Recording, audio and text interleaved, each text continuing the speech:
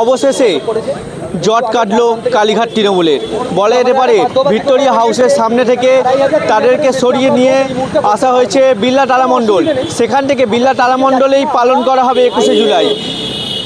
একাধিক বলের এবারে পুলিশের সাথে একাধিক বচসার দেখতে পেলাম আমরা দোলা সেন, বৈষ্ণব চট্টোপাধ্যায় এবং কুণাল ঘোষের। তারপরে রীতিমতো ফিটে দিয়ে মাপলেন কুণাল ঘোষ, দোলা সেন এবং বৈষ্ণব চট্টোপাধ্যায়।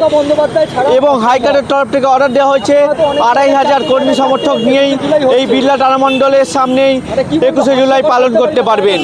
সেই নিয়ে কুণাল ঘোষ থেকে শুরু করে দোলা সেন কী বলছেন সরাসরি সেটাই আমরা শুনে নেব।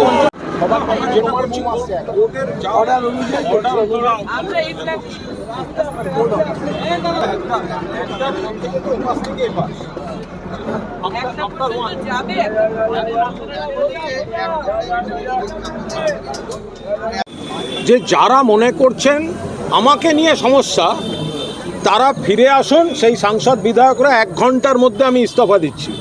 ফলে অভিষেক বন্দ্যোপাধ্যায় একদম খোলাখুলি, যারা বড় বড় কথা বলছেন অভিষেকের নাম বলে বলে বিবৃতি দিচ্ছেন, অভিষেক স্পষ্ট আজকে বলে দিয়েছেন যে এমপি এমএলএরা আমাকে নিয়ে সমস্যা। যদি কেউ মনে করেন নির্বাচনে কোনো খারাপ ফলের জন্য আমি দায়ী, তাহলে 24 সালে যখন ভালো ফল হয়েছিল তাহলে তার কৃতিত্বটাও আমাকে দেবেন। আর যদি কেউ মনে করেন যে আমাকে নিয়ে সমস্যা, আপনারা ফিরে আসুন, 1 ঘন্টার মধ্যে ইস্তফা দেব। এটা তো অভিষেক বন্দ্যোপাধ্যায় বলেছেন। তার সঙ্গে এটাও বলেছেন যে তাদের পক্ষে আসা মুশকিল, কারণ অভিষেক বন্দ্যোপাধ্যায়ের নাম বলাটা একটা বাহানা, ছুতো। তাদের অধিকাংশ তো যাচ্ছেন বাঁচতে। আমার তো মনে হয় এবারই তো আসল পরীক্ষা। অভিষেক বন্দ্যোপাধ্যায় বলছেন যদি আমায় নিয়ে সমস্যা থাকে, যারা বিবৃতি দিচ্ছেন ফিরে আসুন আমি ইস্তফা দিচ্ছি, এবার তো তাদের দায় যে তাদের ওটা ছুতো না কারণ। এবার তারা প্রমাণ করুন। অভিষেক বন্দ্যোপাধ্যায় একেবারে স্বচ্ছভাবে বলে দিয়েছেন ফিরে আসুন আমি ইস্তফা দিচ্ছি 1 ঘন্টার মধ্যে।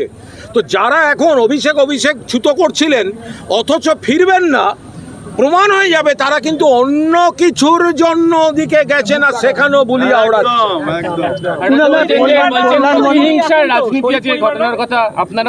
না, এটা অভিষেক যা বলার বলেছেন। ফলে আমরা আজকে এখানটায় এসেছি শুধুমাত্র এখানে, মানে যা বলার অভিষেক বন্দ্যোপাধ্যায় সবিস্তারে বলে দিয়েছেন। ঘটনা ঘটেছে, এনআইএ সেখানে পৌঁছেছে, আজকে অমিত শাহ এখানে আসছেন, তখন ওদের স্বরাষ্ট্র মন্ত্রক বলবে ওদের বিষয়। আর পুরো ঘটনাটা না, ওরা বলবে প্রশাসনিক বিষয়, ওটা কি বেরোবে কি জানা। ওদের স্বরাষ্ট্র মন্ত্রক আছে, ওরা বলবে। কল্যাণ বন্দ্যোপাধ্যায় আজকে বাঁকুড়ার একটা 21শে জুলাইয়ের প্রস্তুতি সভায় বলেছে, মমতা বন্দ্যোপাধ্যায়কে আমি জানিয়েছি যারা দল ছেড়ে গেছেন তারা যদি আবার কোনোভাবে ফিরে আসেন তাহলে কিন্তু আমি দল ছেড়ে দেবো। অত্যন্ত আবেগের কথা বলেছেন, একটা আবেগের কথা বলেছেন।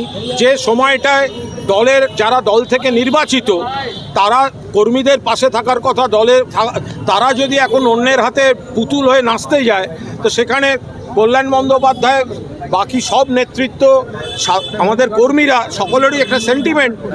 যারা কয়েকজন যাচ্ছেন বাঁচতে যাচ্ছেন, কয়েকজন গদ্দারি করছেন, আর কিছু লোককে প্রেসারে ফেলে নানা রকম কায়দা কানুন করে নিয়ে যাওয়া হচ্ছে।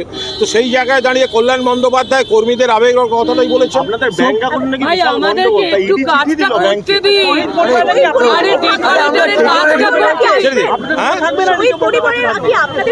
আপনারা তো মঙ্গলবার থাকবেন, দেখতে পাবেন। আমরা আছি, আমাদের গলা মাইক ছাড়াও শোনা যায়, আমরা অমায়িক গলা। আমরা কোর্টের রায়ে যা নির্দেশ ছিল সেই কোর্টের নির্দেশ মেনে law abiding citizen, law abiding party, ফলে all India Trinamool Congress Mamata বন্দ্যোপাধ্যায়ের নেতৃত্বে 21শে জুলাই শহীদ তর্পণ। আমরা কোর্টের নির্দেশে, কোর্ট যা যা কিছু বলেছিলেন পুলিশের সঙ্গে কমিউনিকেশনের, আমরা কমপ্লাই করেছি। কমপ্লাই করার পর আজ জয়েন্ট সিপি হেডকোয়ার্টারের সঙ্গে লালবাজারে আমাদের একটি কোঅর্ডিনেশন মিটিং হয়েছে। তার পরিপ্রেক্ষিতে এখন আমরা স্পট ভিজিটে এসেছি। যেখানে যে কন্ডিশন আছে, অর্থাৎ যেখানে দাঁড়িয়ে আছি তার একটি দিক ছেড়ে আমাদেরকে মঞ্চ করার অনুমতি দেওয়া হয়েছে।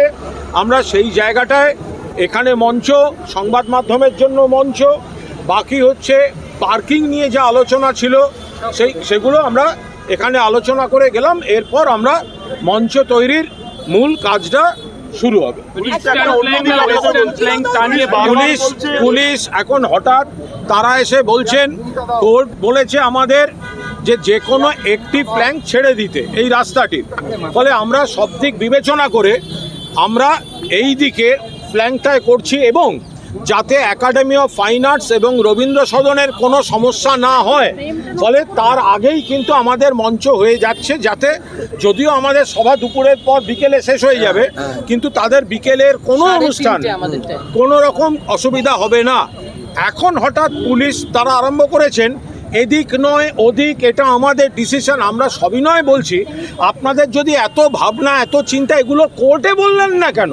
কোর্টে তো সমস্ত রকম, এখানে নয় ওখানে নয় সেখানে নয়, ডান দিক নয় ঈশানকোণ নয় নৈঋত্যকোণ নয়, সব করার পর মহামান্য হাইকোর্ট একটা রায় দিলেন, আমরা সেই অনুযায়ী করছি। এবং একটা রাস্তার একটা দিকে সভা হবে, অন্য দিকটা ফাঁকা রাখা।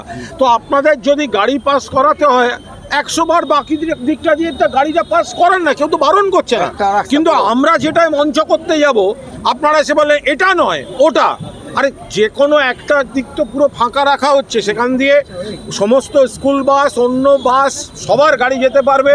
এদিকে আমরা যদিও আমাদেরকে যা অর্ডার আমরা আরেকটু এগিয়ে মঞ্চ করতে পারতাম, কিন্তু একাডেমি অফ ফাইন আর্টস এবং রবীন্দ্র সদনের কথা ভেবে আমরা কিন্তু মঞ্চটা তার আগে শেষ করছি। ফলে এখানে আমরা আশা করব পুলিশ এই অন্যায় জেদাজেদিটা করবেন না। আমরা ল অ্যাবাইডিং সিটিজেন, আমরা সমস্তভাবে কোঅপারেট করছি। আমরা আইনের কথা শুনে মহামান্য আদালতের যা যা বলেছেন সেগুলো কমপ্লাই করতে করতে আমরা এই কাজ করছি। কবে থেকে শুরু হবে মঞ্চ তৈরির কাজ? দেখলাম একটা রাস্তা প্রায় বন্ধ, মেয়র রোডে দুটো ফ্ল্যাট বন্ধ, রাস্তা নিয়ে আবার পুলিশ বলছে এইখানে সমস্যা হবে, সেক্ষেত্রে ওখানে পুলিশের সমস্যা তো রাস্তায় নয়, পুলিশের সমস্যা মমতা বন্দ্যোপাধ্যায় আর সর্বভারতীয় তৃণমূল কংগ্রেসে।